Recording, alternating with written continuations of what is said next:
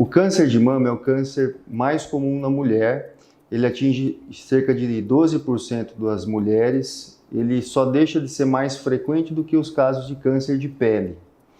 Ele tem uma incidência maior a partir dos 40 anos, com um pico por volta dos 60 anos. É uma neoplasia maligna, é um câncer que pode dar bilateralmente nas mamas ou de um lado só. E a gente recomenda fazer a prevenção do câncer de mama através do autoexame mensal. Essa recomendação é principalmente para aquelas mulheres que têm menstruação. A gente pede para fazer o autoexame cerca de uma semana depois do começo da menstruação. E nas mulheres que não têm mais fluxo menstrual, ela escolhe uma data fixa no mês e todo mês tenta fazer esse autoexame. Além do autoexame, a recomendação é que a gente faça também o exame clínico pelo médico e exames de imagem, por exemplo, mamografia e casos selecionados de ultrassonografia e ressonância nuclear magnética. A mamografia é recomendada para toda mulher a partir dos 40 anos e deve ser repetida anualmente.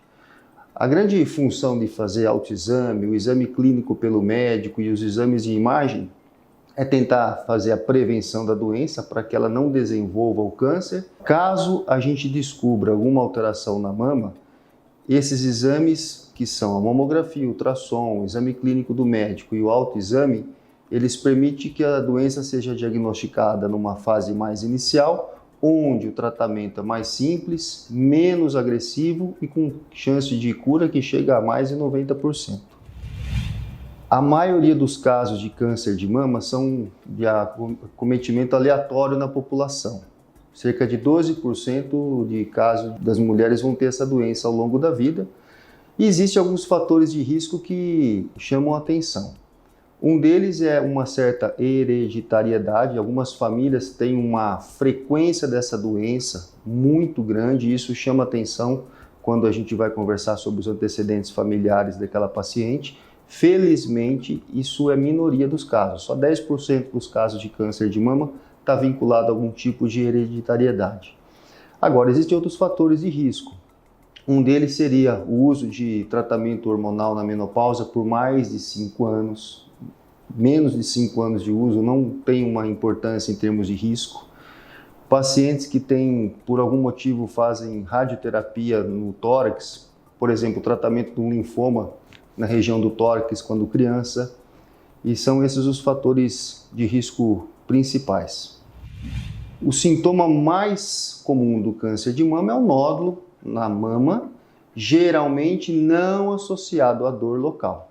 Esse nódulo é de aparecimento lento, progressivo, ele pode causar algumas alterações anatômicas, como retração da pele, retração do mamilo, às vezes líquido saindo pelo mamilo. São sinais de grande alerta que essa moça deve procurar imediatamente atendimento médico, seja com seu mastologista, seja com seu ginecologista. O ideal é que a gente faça a detecção da doença antes dela se tornar clinicamente perceptível, porque existe uma fase que a gente chama de fase pré-clínica, onde os exames de imagem podem detectar o problema, e é uma fase mais inicial, onde o tratamento é muito mais simples e menos agressivo.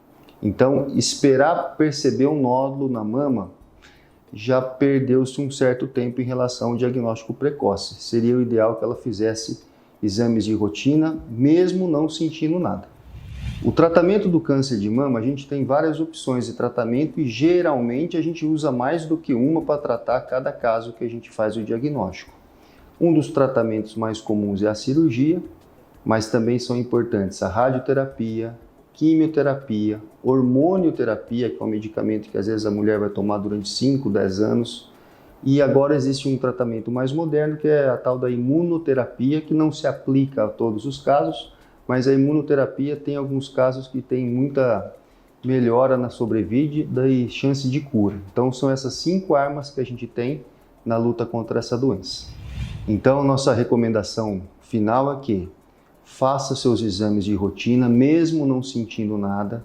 Procure um médico mastologista ou um médico ginecologista da sua confiança para que esse monitoramento seja feito e não espere ter nenhum tipo de sintoma para procurar ajuda. O ideal é que você procure, mesmo não sentindo nada, exatamente para você poder Se acontecer de ter esse problema, que seja numa fase mais inicial.